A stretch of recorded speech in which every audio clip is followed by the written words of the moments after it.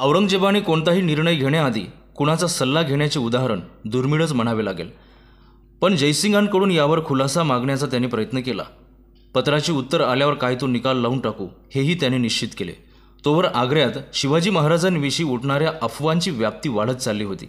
सिंहगडाच्या युद्धात महाराजांचा सपाटून मार खाल्लेल्या महाराजा जसवंत सिंहाने औरंगजेबाला सांगितले होते की शिवाजी 20-25 फूट हवेत उडू शकतो आणि एका वेळी चालत 40 ते 50 कोस सहज पार करू शकतो.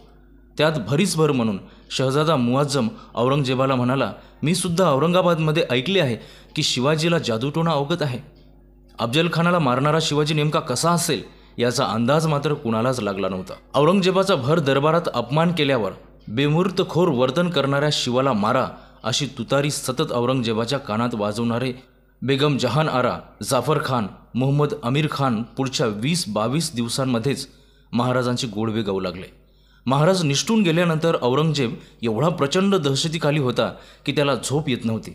उलट त्याने स्वतःच्या शयनकक्षात आणि बाहेरसुद्धा चिलखतदारी सशस्त्र अंगरक्षक पहाऱ्यासाठी उभे केले.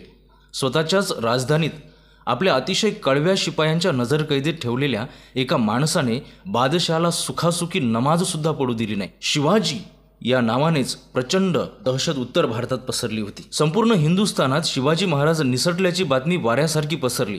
राजपुताना, काशी, बुद्धगया, जगन्नाथपुरी, गोंडवाना, ओरिसा, दख्खन, हुबळी, कारवार, सुरत या हिंदुस्थानच्या सर्व भागांमध्ये ही बातमी गेली आणि एकच हल्लाकल्लोळ झाला. शिवाजी महाराज औरंगजेबाच्या कपटी पंजातून निसटले आणि लवकरच मोगली मुलखांवर आक्रमण करतील, शहरे बेचिराग करतील अशा बातम्या येऊ लागल्या. शिवाजी महाराज निसटल्याची बातमी लंडन मार्गे युरोपातही पसरली.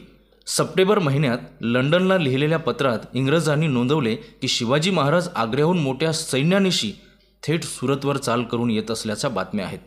त्यामुळे येथील परिस्थिती अत्यंत तणावाची असून अनेक नागरिक, व्यापारी हे घर दुकाने बंद करून शहराबाहेर पलायन करत आहे.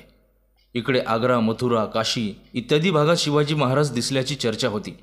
पायाखालची जमीन सरकल्याने औरंगजेबाने आजूबाजूच्या मुलखात नाकाबंदी केली. इतकं सगळं करूनही शिवाजी महाराज हाती लागलीच नाही. महाराजांच्या पलायन वार्तेचे पडसाद साऱ्या भारतभर उमटत राहिले. आसामचा वीर योद्धा लचित बरफुकन आणि कुचबिहारच्या राजामध्ये जो पत्रव्यवहार झाला त्यामध्ये औरंगजेबाच्या कैदीतून जिवंत निष्ठून जाणारे शिवाजी महाराज हे महानायक झाले आहे असे गौरवोद्गार वाचायला मिळतात. मुत्सद्दी राजकारणी म्हणून औरंगजेब नेहमी महाराजांसमोर थिटा राहिला. ही सुटका केवळ शिवाजी महाराज किंवा मराठ्यांच्या इतिहासातील नव्हे तर भारताच्या इतिहासातील सर्वात मोठी नाट्यमय घटना म्हणावी लागेल. कारण या एका सुटकेने छत्रपती शिवाजी महाराज, मराठ्यांचे साम्राज्य आणि औरंगजेब अशा तिघांचा पुनर्जन्म झाला. फक्त फरक इतकाच की शिवाजी महाराज आणि मराठ्यांचा उत्कर्ष यानंतर झाला तर औरंगजेबाला दख्खनच्या भूमीत वणवण फिरावे लागले आणि या भागात त्याला दुर्दैवी मृत्यूला सामोरे जावे लागले. भारताचा इतिहास या घटनेने बदलून गेला. वैभवाच्या शिखरावर असलेल्या मुघल साम्राज्याचा बलाढ्य बादशहा औरंगजेब त्याच्याच 50शीच्या वाढदिवसाला त्याच्याच दरबारात आणि त्याच्या मनसबदाराच्या समोर एक व्यक्ती येतो आणि औरंगजेबाकडे पाठ फिरवून जात असताना बोलतो की हा अपमान मला सहन होणार नाही. हे चित्र इतकं दणदणीत आहे, इतकं रोमांचकारी आहे की मराठ्यांच्या इतिहासामध्येच काय भारताच्या इतिहासामध्ये सुवर्णाक्षरांनी लिहून ठेवण्यासारखे आहे. यालाच स्वाभिमान म्हणतात. आपल्या शब्दासाठी, आपल्या इज्जतीसाठी, आपल्या माणसांसाठी आणि आपल्या अस्मितेसाठी. औरंगजेबाला त्याच्या 50व्या वाढदिवसानिमित्त शिवरायांनी दख्खनेचा 27 वर्षांचा वनवास आणि मोघल साम्राज्याचा अस्त या 2 गोष्टी भेट दिल्या होत्या. या सर्व घटनांचा आढावा आपण घेतला तर मुघल मराठा संघर्षांची पार्श्वभूमी आपल्याला लक्षात येते. त्याचसोबत छत्रपती शिवाजी महाराज, औरंगजेब आणि या इतिहासातील महत्त्वाच्या व्यक्तिरेखांची स्वभाव वैशिष्ट्येसुद्धा आपण अनुभवू शकतो.